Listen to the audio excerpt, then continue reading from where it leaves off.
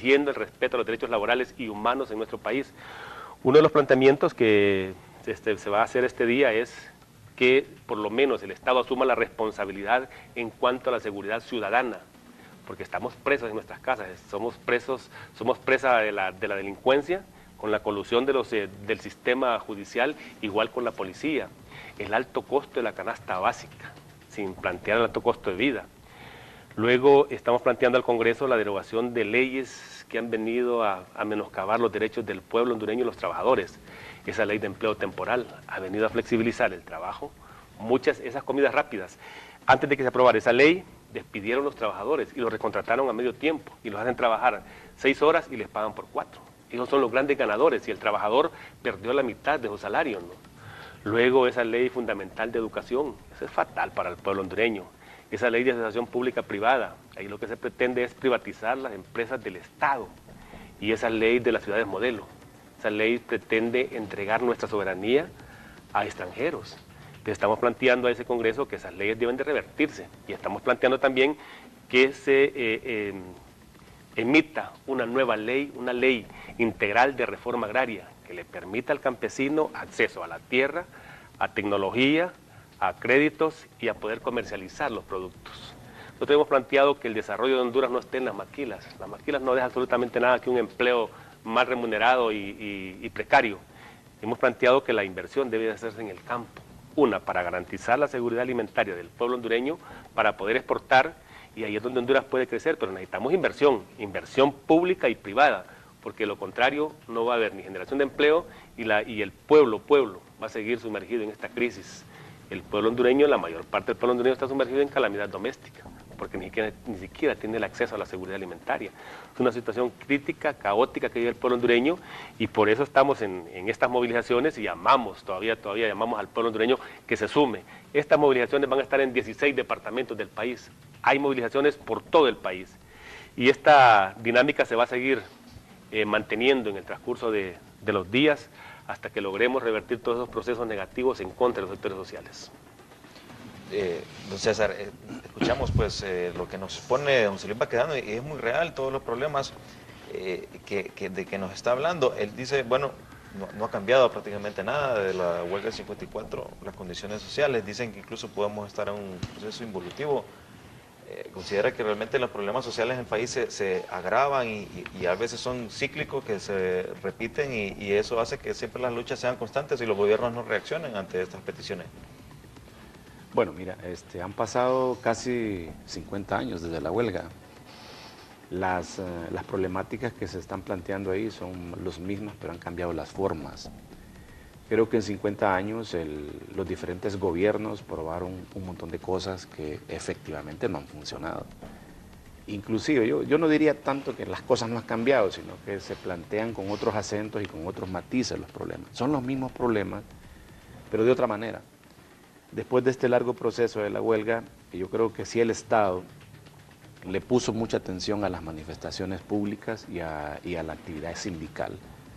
Esta lucha de que los sindicatos se volvieran protagonistas de la vida histórica y política del país costó, pero se dio. Es decir, a partir del 54 los sindicatos se volvieron realmente protagónicos de todos los procesos políticos, incidieron directamente en las elecciones que se lograron celebrar, establecieron acuerdos, por ejemplo, con los gobiernos militares. Por ejemplo, López Arellano, un ejemplo que quiero poner.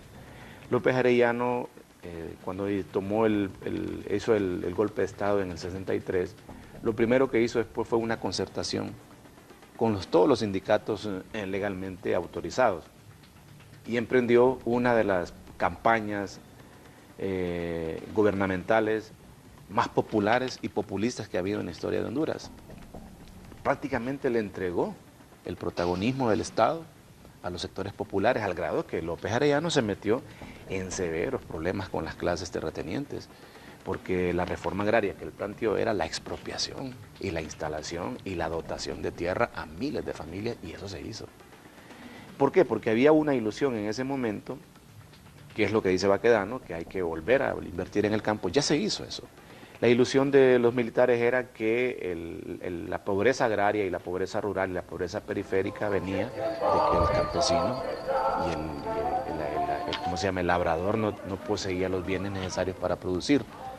Entonces estábamos ilusionados en ese momento. El país se ilusionó con la idea de que dotando al campesino de tierra, de insumos, de tecnología, de capacitación, el campesino se iba a convertir en un potentado. No sucedió.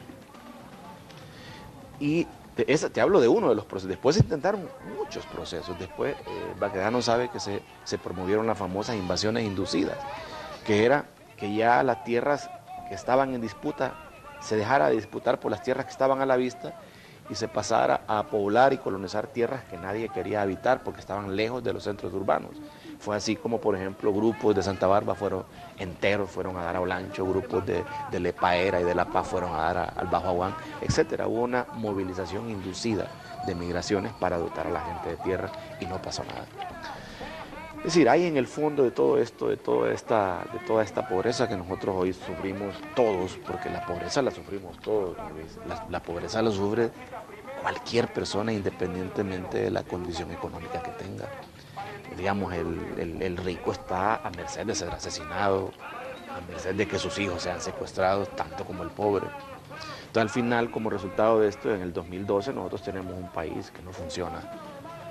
Y no únicamente porque el rico o el oligarca, como se le ha llamado, ha emprendido campañas contra el trabajador, sino también porque las soluciones que el gobierno ha buscado no han funcionado. La CONADI es otro fracaso. El Corfino fue otro fracaso. Con el Corfino se intentó hacer de las zonas marginales, rurales, a través de la madera, el negocio del país. También fue un fracaso rotundo. Es decir, se han fracasado en 2 reformas agrarias, fracasó Corfino, fracasó la titulación.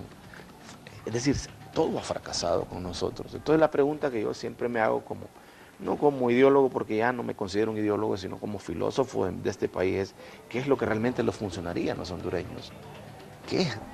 Estamos en la búsqueda de eso. ¿Qué tipo de sistema o qué tipo de estructura económica o qué tipo de motivación?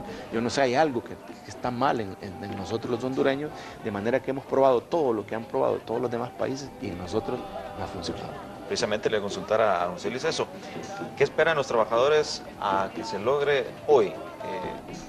El gobierno, pues, este gobierno se ha caracterizado de ser, entre comillas, abierto al diálogo. A veces, bueno, tuvo diálogos nacionales, acuerdos aquí, acuerdos por allá, acuerdos por todos lados, pero no se traduce esto en acciones. Y así se pasa el tiempo, llevamos más de 2 años y solo son diálogos, acuerdos, y no se ven los resultados.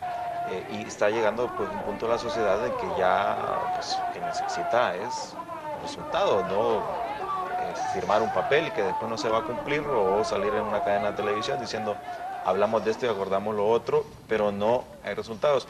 ¿Qué esperaría, José Luis? ¿Considera usted que esperan los trabajadores que el día de hoy, pues, el gobierno reaccione de alguna manera, y de qué manera le gustaría que fuera?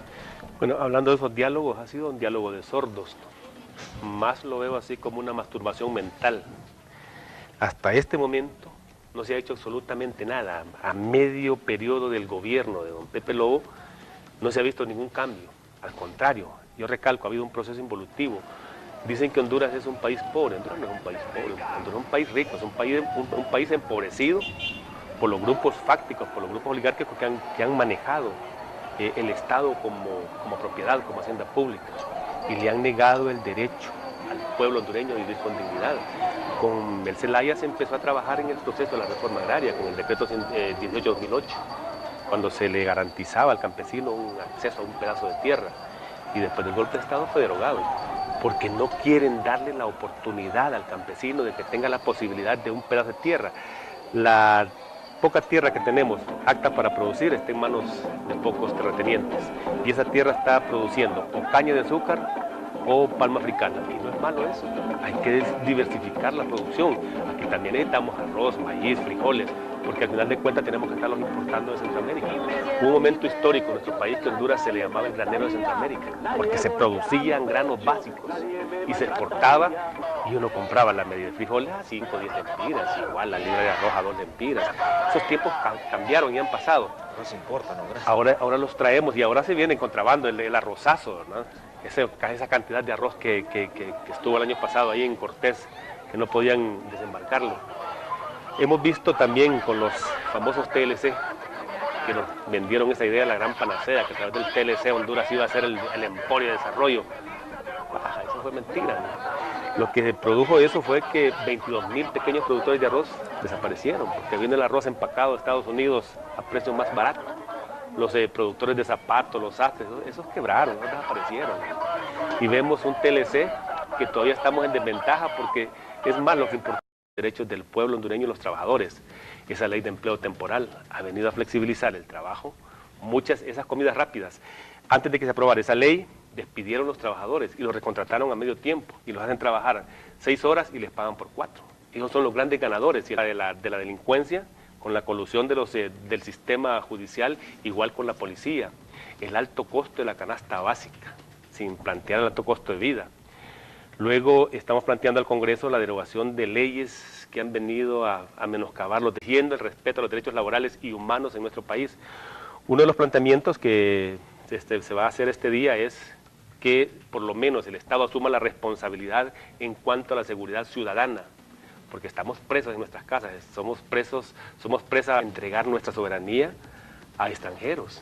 Entonces estamos planteando a ese Congreso que esas leyes deben de revertirse y estamos planteando también que se emita una nueva ley, una ley integral de reforma agraria que le permita al campesino, al trabajador, perdió la mitad de su salario, ¿no? Luego esa ley fundamental de educación, eso es fatal para el pueblo hondureño. Esa ley de asociación pública-privada, ahí lo que se pretende es privatizar las empresas del Estado. Y esa ley de las ciudades modelo, esa ley pretende